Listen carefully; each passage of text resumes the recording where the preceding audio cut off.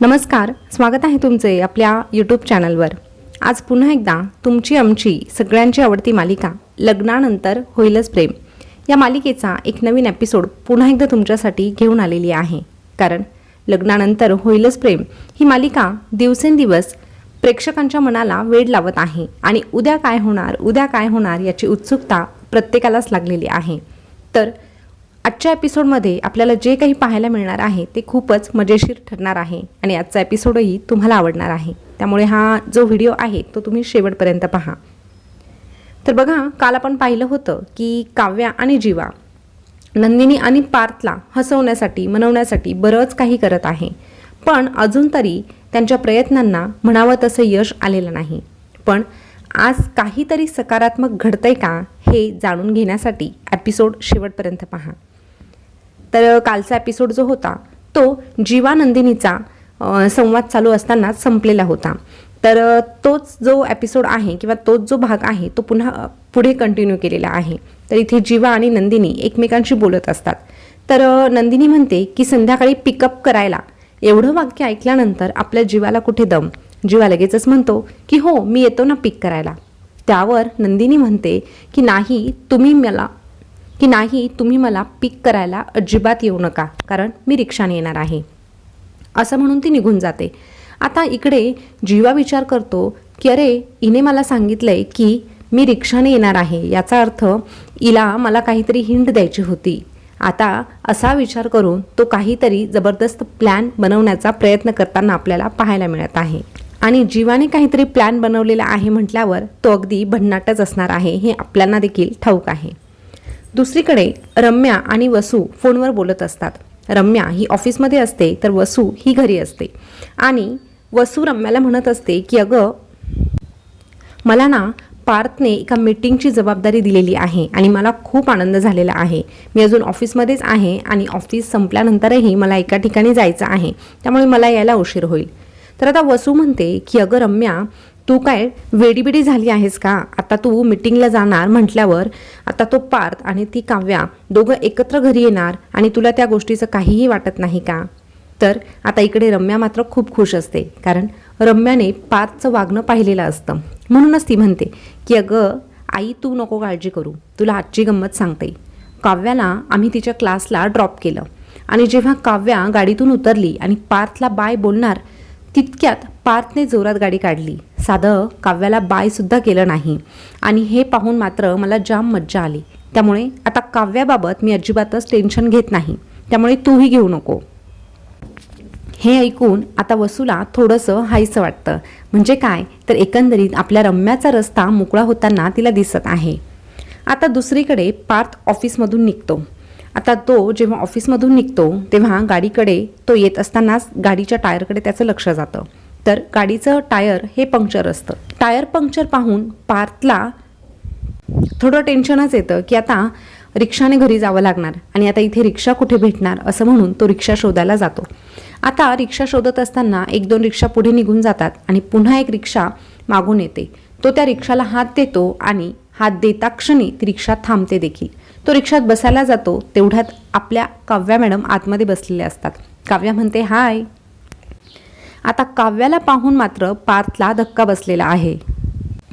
तो त्या रिक्षात बसायला नकार देतो, पण काव्या म्हणते अहो, आता तुमची गाडी पंक्चर झाली, त्याच्यात माझी काय चूक? तुमची गाडी मी थोडी पंक्चर केली। आता गाडी पंक्चर झाल्यानंतर तुमचा चेहराही पंक्चर झाला होता आणि हे मी पाहिलं होतं आणि म्हणूनच तुमच्यासाठी मी रिक्षा घेऊन आले, त्यात काय एवढं?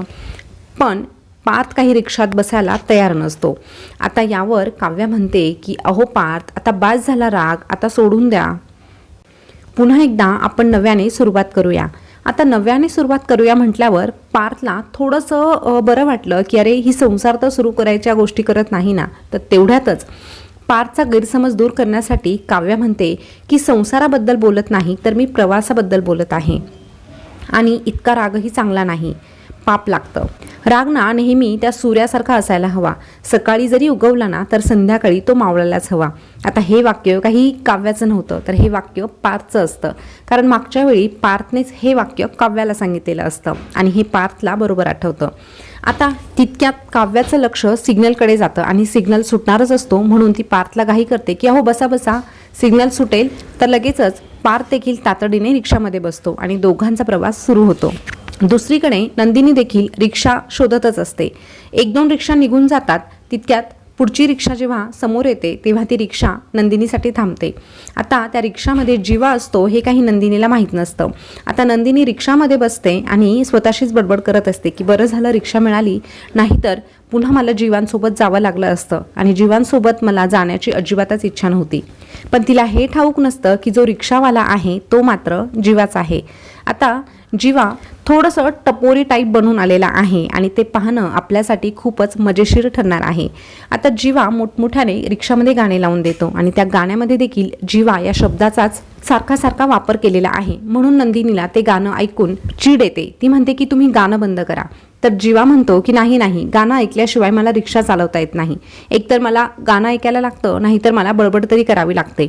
आणि जीवा इतकी बडबड करत असतो की जीवाच्या बडबडीने नंदिनीचं अक्षरशः डोकं दुखायला लागतं. ती म्हणते अहो तुम्ही शांत तरी बसा.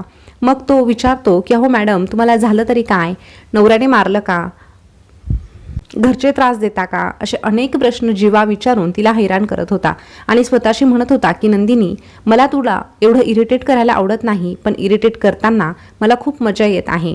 आता नंदिनी भोळेपणाने सांगते की नाही, माझा नवरा तसा खूप चांगला आहे आणि त्याच्या घरची माणसं देखील खूप चांगली आहे. हे ऐकल्यानंतर जीवाला देखील खूप समाधान मिळतं. जीवा म्हणतो की चला मला एक गोष्ट तर कळाली की तू माझ्याबद्दल किती चांगला विचार करते. इकडे रिक्षामध्ये काव्या आणि पार्थ जेव्हा सोबत असतात तेव्हा काव्या देखील पार्थसोबत बोलण्याचा खूप प्रयत्न करते, पण पार्थ मात्र काव्याच्या कुठल्याही गोष्टीला प्रतिसाद देत नाही. हळूच काव्या त्याच्यासाठी गॉगलही काढून देते, पण पार्थ ते गॉगल्स देखील घेत नाही आणि त्याला जुने क्षण आठवू लागतात. तो पुन्हा तिच्याकडे ते गॉगल्स देऊन टाकतो.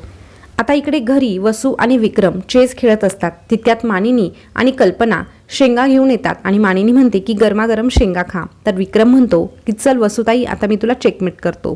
वसू म्हणते अरे चल मीच तुला शिकवलं आहे आणि तू मला काय चेकमेट करणार. आता दोघांचाही संवाद चालू असतो. तितक्यातच कल्पना म्हणते की आमच्या घरी खेकड्याचा रस्सा बनवलेला आहे. तर विक्रम म्हणतो की अरे तुमच्याच घरी आज आम्हाला जेवायला यायला लागेल. तेवढ्यातच मानिनी म्हणते की नाही आता आपल्याला नॉनव्हेज थोडं कमी करावं लागेल, कारण आपण खूप मटन चिकन खात असतो आणि डॉक्टरांनी आता आपल्याला ते कमी करायला सांगितलेलं आहे. तर आता श्रावण येत आहे ना, तर मी सत्यनारायणाची पूजाच घालते. तर विक्रम म्हणतो हो पूजा घाल, पण माझं सोहळं देखील शोधून ठेव. तर मानिनी म्हणते तुमचं सोहळं कशाला, तुमच्या घरात 2 मुलं आहे आणि त्यांची आता लग्न झालेली आहे, तर ते दोघं पूजेला बसतील. यावर वसूला मात्र खूप जोरात ठसका लागतो आणि ती म्हणते की अगं मानिनी तू एवढं बोलत आहे, पण तुझे मुलं तुझ्या सुनांबरोबर पूजेला बसतील का. त्यावर मानिनीला मात्र प्रचंड राग येतो. ती म्हणते तुम्ही असं का बोलतात, का बसणार नाही.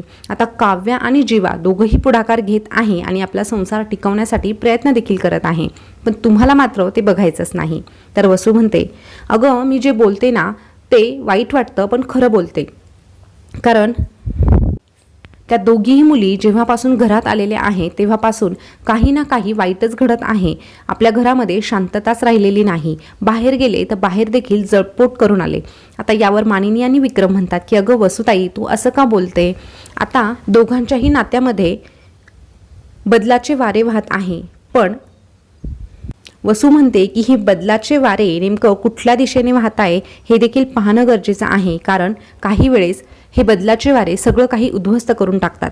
मानिनीला मात्र आता खूप राग आलेला आहे. ती म्हणते की तुम्ही तिन्ही सांजेच्या वेळेस असं अभद्र बोलू नका. मुलांच्या बाबतीत जे काही होणार आहे ते अगदी चांगलंच होणार आहे.